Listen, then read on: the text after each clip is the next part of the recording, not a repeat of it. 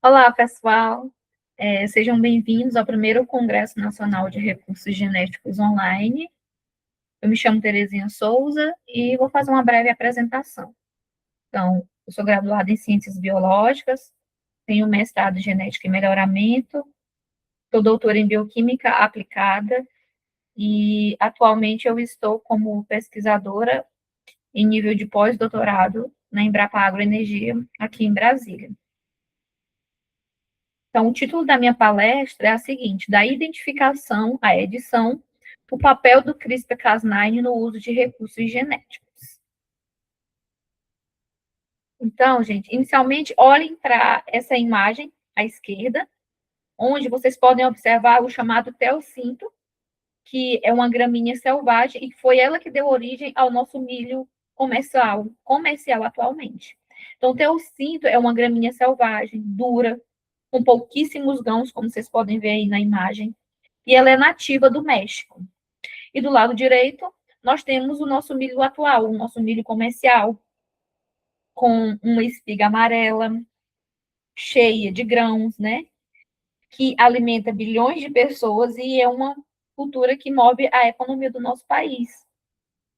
A distância entre esses dois organismos, né, a distância entre essa planta, que é o teossínfilo, essa planta selvagem, e o milho do supermercado, o nosso milho atual, é de mais ou menos de 9.000 a 10.000 anos. Ou seja, para sair, né, dessa gramínea, desse indivíduo selvagem até o nosso milho comercial, foram em torno de 10.000 anos. Esse foi o tempo que a humanidade levou, né, através ali do melhoramento convencional, da seleção planta por planta, errando e acertando, para transformar o teossinto nesse indivíduo selvagem, o nosso milho comercial.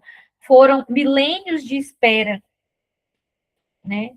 Milênios desse processo de melhoramento para chegarmos no nosso milho comercial.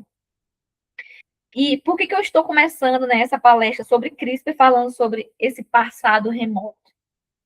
Porque hoje, gente, no ano de 2026, se nós pegarmos o teossinto e usarmos as ferramentas certas, nós conseguimos fazer, né, essa exata transformação, tendo esse nosso milho atual, em apenas uma geração, certo? Então, hoje nós vamos conversar sobre, sobre o maior salto metodológico da história, de como nós deixamos de ser meros observadores da biodiversidade para nos tornarmos editores da vida. Mas, para a gente entender o poder de editar a vida, primeiro, nós precisamos entender o valor daquilo que nós vamos editar. É aí que entra os recursos genéticos. Tá? Então, se nós entrarmos ali em um banco de germoplasma, como, por exemplo, os da Embrapa, né, que eles mantêm aqui no Brasil, o que nós vamos encontrar? Sementes antigas, amostras de tecidos animais, que mais? Amostras de solo de diferentes locais, de diferentes biomas. À primeira vista, por exemplo, para uma pessoa leiga, ele deve pensar, parece um depósito ali de coisas velhas, de sementes velhas, um museu. Mas para nós, cientistas, aquilo ali é outra coisa. Ali é um banco, uma biblioteca que abriga, né, milhares que abriga, na verdade, uma grande biodiversidade. Então, diante disso, os recursos genéticos, eles são importantíssimos, é um material genético de valor econômico, científico, social e de grande potencial, podendo ser considerados, como eu falei, uma biblioteca, né, que a natureza escreveu, no qual cada espécie, cada variedade crioula que um agricultor guardou, é como se fosse um livro dessa biblioteca, sabe? Que possui genética, que possui sequências genéticas únicas, que poderão ser utilizadas posteriormente, dependendo da demanda. E por que a gente gasta, né? E aí, por que a gente gasta milhões de reais, muito recurso, né? Todos os anos para poder conservar esses bancos de germoplasma. Por que conservar um DNA de uma planta que ninguém consome, ou manter ali o DNA de uma bactéria perdida no solo? A resposta está no que vimos, inclusive, atualmente. Né? Por que manter esses materiais? Devido, por exemplo, às mudanças climáticas que a gente está vendo, novas pragas devastadoras e até mesmo para segurança alimentar, uma vez que a gente vê que a cada ano que passa, né, a população tem aumentado. Por exemplo, né, voltando aqui para o milho que nós falamos aqui inicialmente, que eu falei inicialmente. O milho atual, né, o nosso milho comercial, ele é produtivo, ele foi melhorado, né? Só que ele precisa de fertilizantes na medida certa, ele precisa de água na quantidade correta, precisa de um solo corrigido, né, para que ele tenha ali seu pleno funcionamento. Mas o que acontece? Se o clima mudar drasticamente, ou surgir uma nova praga devastadora, esse milho comercial ele pode falhar. E onde que está a solução? Nos recursos genéticos. Está ali no banco de germoplasma por meio dos recursos genéticos ali disponíveis. Ou seja, está naquele parente silvestre, ou numa variedade antiga, que cresce na seca, que resiste a um determinado fungo, sem precisar de defensivo químico. Diante disso, gente, conservar os recursos genéticos, ele não é sobre guardar coisas velhas, guardar sementes velhas, sabe? É sobre garantir que, se o mundo mudar amanhã, nós teremos as cartas certas na manga para responder ao problema. E os recursos genéticos, gente, na verdade, eles são como se fossem um seguro, na verdade, contra alguma adversidade que possa vir a ocorrer. E dentro, gente, dessa parte de melhoramento, de recursos genéticos, o nosso grande desafio sempre foi o seguinte: nós sabíamos que a resposta para os nossos problemas, eles estavam guardados ali no banco de germoplasma. No entanto, tentar transferir um gene de interesse de uma variedade selvagem para, por exemplo, a nossa cultura comercial, por cruzamento, era um processo, é um processo lento por meio de cruzamento, caro, e que trazia consigo ali coisas indesejáveis. Ou seja, beleza, eu sei qual é o meu gene de interesse. Só que, a partir do momento que eu faço o cruzamento, eu não vou passar para a minha geração apenas aquele meu gene de interesse. Eu arrasto com aquele meu gene de interesse outros genes, que muitas vezes é indesejável, na maioria das vezes, e principalmente quando é um doador selvagem, onde, junto com aquele meu gene de interesse, eu trago também um monte de outros genes que às vezes termina atrapalhando todo o meu melhoramento que eu já vinha fazendo, sabe? Então, um dos principais desafios desse tipo de melhoramento clássico é esse. No entanto, né, com o advento da biotecnologia, já é possível contornar esse desafio e onde nós avançamos bastante, né? Atualmente nós conseguimos fazer, por exemplo, a modificação de um gene de forma direta e precisa, né? E é sobre essa transição de do simples cruzamento ou de uma simples identificação de um gene, nós vamos, para agora uma edição mais precisa, uma edição precisa, direta, que nós vamos detalhar a partir de agora. Então, compreendida a importância dos recursos genéticos, o próximo passo é entender os métodos de análise, ou seja, entender como os pesquisadores eles conseguem rastrear os genes de interesse que são responsáveis por essas características mais vantajosas. Há algumas décadas, a identificação de recursos genéticos ela dependia exclusivamente da observação do fenótipo, né? Os pesquisadores eles selecionavam indivíduos no campo com base apenas em características observáveis, né? No qual o que acontecia? O pesquisador ele ia para o campo, via, por exemplo, ali uma planta que sobrevivia à seca e dizia: ó, essa daqui é boa. Só que ele não sabia o que tinha por trás daquela característica. Só que isso ele mudou drasticamente, né, com o advento da biologia molecular, principalmente com o uso de marcadores moleculares, como os SNPs, os microsatélites, entre outros. Estes marcadores, eles não mudam a planta, nós sabemos disso, mas eles nos dizem o seguinte: olha, toda vez que a planta resiste à seca, por exemplo, esse marcador aqui específico, ele aparece aqui no genoma da planta, permitindo assim correlacionar, né, a presença de um marcador específico com a expressão da característica de interesse.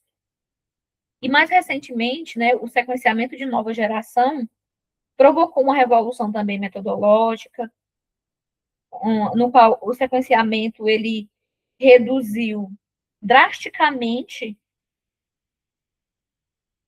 o custo e o tempo necessário para sequenciar ali um genoma, né? Então, o sequenciamento ele permitiu sequenciar genomas completos em poucos dias. Então, assim, nós saímos de uma análise isolada de locus genes para o sequenciamento genômica em larga escala, acelerando a identificação e também, né, a caracterização ali da variabilidade genética em um banco de germoplasma, por exemplo. Então, esse sequenciamento, esse mapeamento massivo permitiu a identificação de genes específicos, né, associados à característica de alto valor agronômico. Isso foi muito interessante, né? Porque agora a gente consegue identificar. Ah, tá. Eu vi que eu modificando esse gene alterou o fenótipo. Por exemplo, genes que conferem resistência a um determinado patógeno, ou genes que aumentam o teor de proteína, entre outros. E como consequência, gente, esse sequenciamento, né, de dados fez com que os bancos de germoplasma eles transcendessem o armazenamento físico de sementes e materiais biológicos. O que aconteceu? Integrando-se, então, teve esse sequenciamento em larga escala e isso se integrou a complexos bancos de dados digitais, que é aí que entra a questão da bioinformática. Porque, assim, atualmente qualquer pessoa, utilizando um computador ali com internet, ele consegue acessar plataformas de banco de dados genéticos ou repositórios, né, públicos, e obter genomas completos, e isso é muito interessante. A integração, né, desse banco de dados com o sequenciamento constituiu um avanço importante, principalmente na caracterização de recursos genéticos. Né? Essa integração é importante, como eu falei, porque um dos gargalos, né, que nós encontramos é que, beleza, identifiquei o gene de interesse. Quando ele é silvestre, se há o cruzamento, eu vou trazer junto com ele o lixo. E aí, podendo identificar, juntamente com essa, né, podendo identificar, eu posso ver ali quais genes, ao inserir o meu gene, eu vou ver quais outros genes que vêm junto com ele. No entanto, foi para solucionar esses gargalos e viabilizar a edição direta, precisa, e imediata, ali, sem essa necessidade de cruzamento, que a tecnologia CRISPR-Cas9 foi desenvolvida, certo? Então, durante anos, os cientistas, eles tentaram criar uma ferramenta de edição gênica em laboratório. Mas a resposta ela já existia ali no próprio sistema biológico de bactérias, né? E assim, gente, o CRISPR, ele não foi inventado do zero por humanos, né? Ele foi descoberto em bactérias. E o que significa o CRISPR? CRISPR significa repetições palindrômicas curtas, agrupadas e regularmente interespaçadas. Então, entre as décadas de 1980 e 1990, pesquisadores descobriram que as bactérias tinham sequências repetitivas de DNA em seu genoma e, mais tarde, esses pesquisadores descobriram que essa sequência repetitiva fazia parte do sistema de defesa de bactérias contra o ataque de vírus, né? Bacteriófagos, como vocês podem até ver aí na imagem.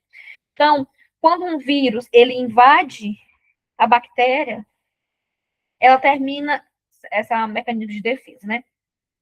Ela termina guardando um fragmento do DNA do vírus no seu próprio genoma, que inclusive ela insere nessas regiões, entre essas repetições, né, que é essa região CRISPR. E aí o que acontece? Se o mesmo vírus atacar novamente, né, a bactéria ela usa essa sequência guardada para produzir um RNA guia, certo? Então, então vamos voltar aqui. A bactéria possui essas regiões repetidas e há um mecanismo de defesa. O vírus infectou ela. O que ela faz? Ela pega uma região daquele DNA viral e insere no seu próprio genoma e fica guardadinho ali. Quando aquele vírus infecta novamente e a bactéria identifica, ela gera uma molécula de RNA que é chamada de RNA guia. Ele é como se fosse o GPS. E junto com esse RNA guia está associado uma enzima, que é uma endonuclease, que é chamada de Cas9.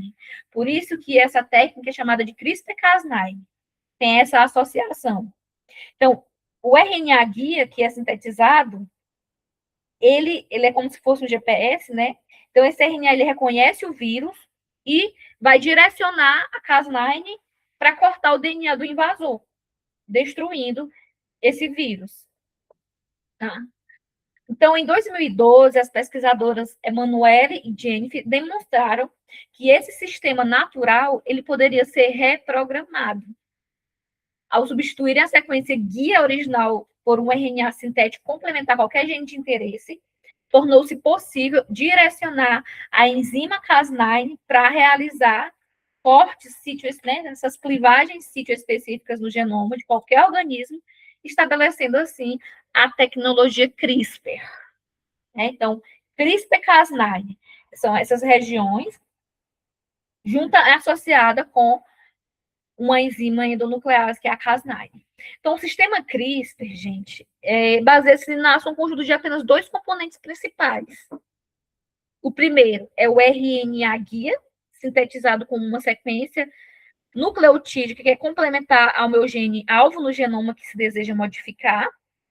E o segundo é a enzima Cas9, que é uma endonuclease responsável pela clivagem do DNA, certo? Então, ao ser introduzido na célula, o complexo RNA guia mais Cas9, ele vai escanear o genoma de forma altamente específica, e aí o RNA guia ele se liga exclusivamente com a sequência AVE complementar. E após essa ancoragem, a enzima Cas9 cliva a fita dupla de forma específica, né, ali no gene alvo, preservando assim as demais regiões do genoma. Né? E isso é muito interessante. Por isso que fala que essa metodologia ela é muito precisa. Então, vamos supor, eu tenho I, o próprio título da palestra fala, né, da identificação. Eu tenho que saber qual é o meu gene, eu identifico, eu sintetizo ele para formar o RNA guia, que é ele que direciona qual gene que eu quero editar, tá? E lembrando, gente, que o sistema CRISPR, ele não edita, ele vai só cortar. Quem faz a edição é a própria célula, sabe? Então, quando a célula vê ali que seu DNA foi cortado, o sistema de reparo da célula entra em ação, tá? E o reparo ele vai ocorrer por duas vias principais. Uma, por meio de junção de extremidades não homólogas e por meio do reparo dirigido por homologia. Na junção, tem até a imagem aí, na junção de extremidades não homólogas, o que acontece? Como a própria termo já fala, né? São junção de extremidades não homólogas. Então, é uma via de reparo emergencial. Então, houve o corte ali do DNA, a célula vai, de forma emergencial, né, por ser um mecanismo propenso a erro, ela introduz inserção ou deleções de nucleotídeos, resultando ali na perda da função do gene. E essa é uma estratégia utilizada principalmente para silenciar genes, às vezes deletérios ou indesejados. Tá? Então, eu faço um RNA guia. Não, tá. Eu faço um RNA guia, sim, que vai direcionar, e aí, dentro daquela região, a Cas9 ela vai clivar. E aí, na hora que ocorre esse reparo, né, dessas quebras lá do DNA, acontece muitas vezes da inserção de um nucleotídeo diferente e às vezes termina tornando essa proteína não funcional, né, e silenciando assim o meu gene alvo. E a outra forma de reparo é por meio do reparo dirigido por homologia. Trata-se de uma via de reparo de alta fidelidade da célula que utiliza uma sequência de DNA homóloga como molde para corrigir as quebras na fita dupla do genoma, permitindo a introdução precisa de modificações genéticas planejadas. Então, essas duas formas de reparo a gente pode usar na tecnologia CRISPR. Atualmente, no nosso grupo de pesquisa, nós usamos as duas, porque aí depende muito do gene. Se for um gene que eu posso fazer o knockout e não vai interferir drasticamente na minha planta, ótimo. Eu uso, né, o sistema de reparo por meio da junção de extremidades não homólogas. Agora, quando eu quero editar um gene que ele não pode ser nocauteado, eu posso editar, alterar ali o sítio, né, da enzima, o sítio da enzima, e de modo que eu não altere a função na planta, né, daquela enzima na planta. Inclusive, o reparo dirigido por homologia nós usamos aqui no laboratório para a edição da enzima EPSPS, que está relacionada com a ligação ali do glifosato. Então, nós conseguimos inserir nessa sequência de DNA homóloga, que nós chamamos de dono ou doador, havendo duas alterações, onde vai haver, né, a modificação, acho que, se não me engano, de 2 aminoácidos, e isso permite que o glifosato ele não se ligue, tendo uma planta resistente ao glifosato e que não interfere na função final, né, da EPSPS. Tá? Aqui eu trouxe para vocês algumas aplicações do CRISPR, né, o papel do CRISPR-Cas9 nos recursos genéticos. Uma edição por meio de CRISPR muito conhecida é a edição gênica no tomate, onde, no qual, né, usaram o CRISPR para editar 6 genes específicos de um tomate silvestre. Nesse caso, gente, esse tomate ele é muito pequeno, então não apresentava uma característica agronômica, assim, não apresentavam características agronômicas tão favoráveis. Então, foram selecionados esses 6 genes que estavam relacionados com o tamanho do fruto, número de ramos e a retenção de vitamina C.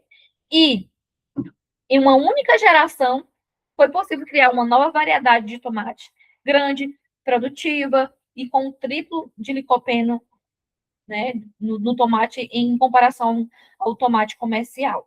E aí a gente vê da questão, quando se usa uma metodologia, essas metodologias atuais, que antes precisava de muito tempo para poder chegar a a um indivíduo ali melhorado. Hoje, com essa técnica de editar, eu consigo desligar, modificar um gene outro ali, eu consigo ter, em um curto espaço de tempo, um material com várias características desejáveis. Essa técnica aí, quando pega um indivíduo selvagem, é chamada de domesticação de novo, que é pegar um recurso genético bruto e transformá-lo em uma cultura comercial pronta em tempo recorde. Um outro exemplo do papel do CRISPR é edição gênica no arroz. Pesquisadores, eles recorreram, né, a variedades antigas ali no banco de germoplasma, que conseguiu sobreviver em solos salinos e sob calor extremo. Só que ele tinha essas características, só que produziam pouco grão. Aí o que aconteceu? Eles sequenciaram essas plantas e identificaram que um gene chamado DST controlava o tamanho dos estômagos e a tolerância ao estresse hídrico e salino. Então, o que aconteceu? Os cientistas, eles foram lá no nosso arroz comercial e utilizaram o CRISPR para poder fazer o nocaute do gene DST. Dessa forma, para você ver a questão da importância dos recursos genéticos, né? Então, o arroz editado, ele passou a perder muito menos água por evaporação e tornou-se tolerante à seca extrema e à salinidade do solo, e tendo uma característica agronomicamente desejável, que é a questão da grande produtividade, que o selvagem não tem. Né? E, por fim, um outro exemplo muito conhecido, né, no uso do CRISPR é o desenvolvimento de um óleo de soja mais saudável e sustentável.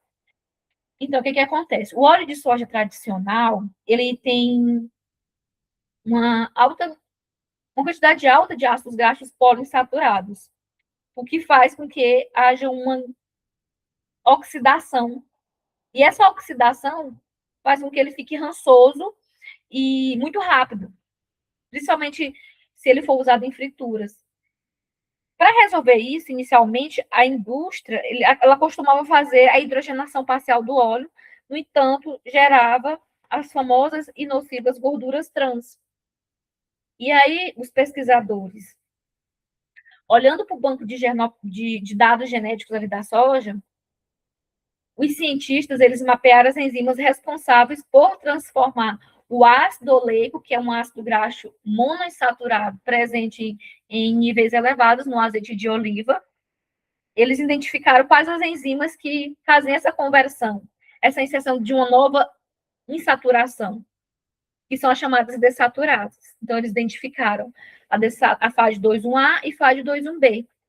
E com o CRISPR, eles desligaram esses dois genes, dessas enzimas dessaturases, e por meio da edição dessas enzimas, uma soja editada, foi possível originar uma soja editada com teores superiores a 80% de ácido oleico, em comparação a 20% apenas na soja convencional.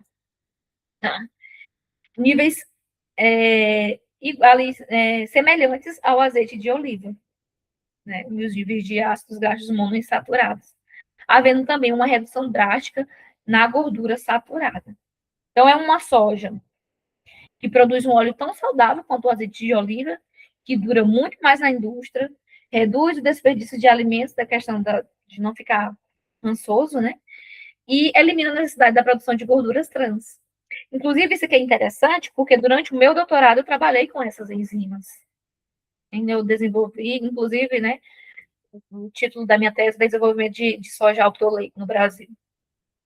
Só que, para vocês verem, lá eu trabalhava no programa de melhoramento de modo convencional, cruzamento. Então, lá a gente não usava essa técnica de edição por meio de CRISPR, foi inserção mesmo ali de modo convencional, cruzamento mesmo. Então, nós tínhamos lá no nosso banco de germoplasma plantas doadoras de mutações naturais nessas duas enzimas, onde foi inserido, né, houve o cruzamento. Só que o que acontece? Vem a questão do principal desafio, que é esse gargalo. A planta, ela só é doadora, porque as características, não existe nenhuma característica desejável nessas plantas que doaram, né, esses alelos dessas enzimas dessaturases. E aí o desafio era esse, foram necessárias muitas gerações de cruzamento para tentar limpar e tirar esse lixo. Daí entra a importância dessas metodologias mais diretas, né? Então, que você foca ali no gene e rapidamente você já obtém o seu produto.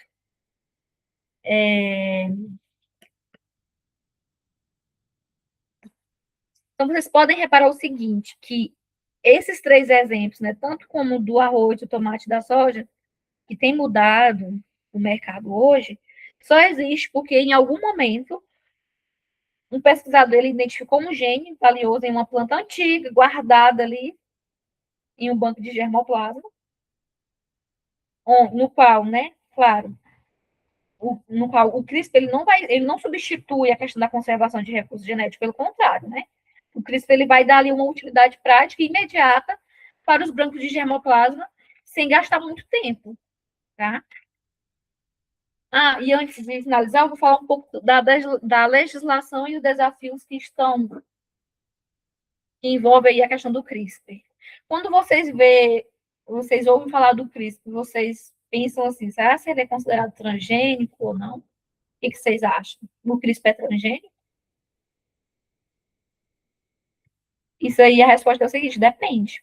Porque o que acontece? Nós podemos inserir esses componentes do CRISPR por meio de plasmídio. Se for por meio da inserção ali do cassete no plasmídio, ele vai ser considerado transgênico. No entanto, o modo que nós usamos aqui no laboratório, que é por meio de biobalística, ele já não é considerado transgênico. Então, vai depender muito, tá? Como nós sabemos, né, um organismo ele só é considerado transgênico quando vai haver ali a inserção de um DNA exógeno. Então, repetindo, se o CRISPR for, né, os componentes forem inseridos por meio de plasmídio, e não houver, tipo, os cruzamentos sucessivos para poder tirar esse DNA exógeno, ele vai ser considerado transgênico.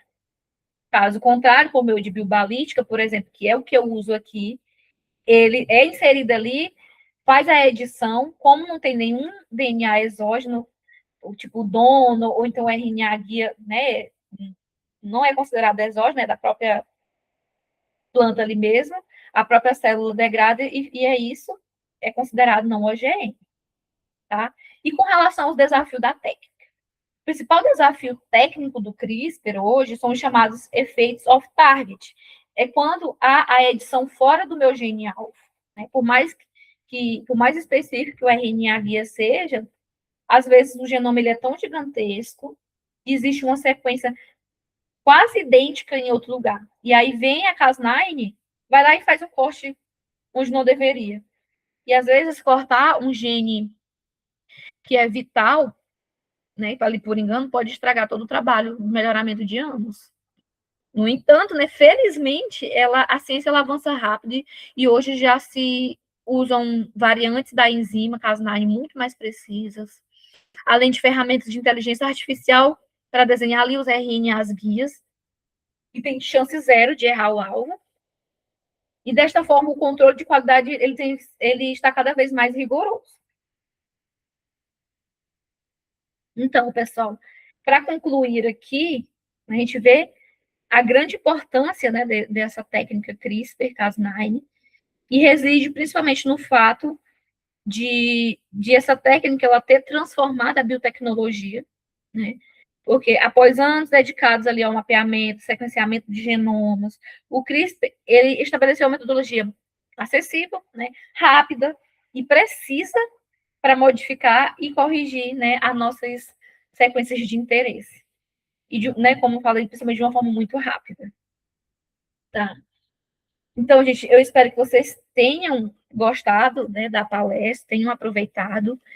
E qualquer dúvida, eu estou deixando aí para você o meu contato, é o meu e-mail. Podem ficar à vontade para enviar qualquer dúvida ou sugestão, não sei. Eu estou à disposição. E é isso, pessoal. Eu desejo um ótimo congresso e tchauzinho para vocês.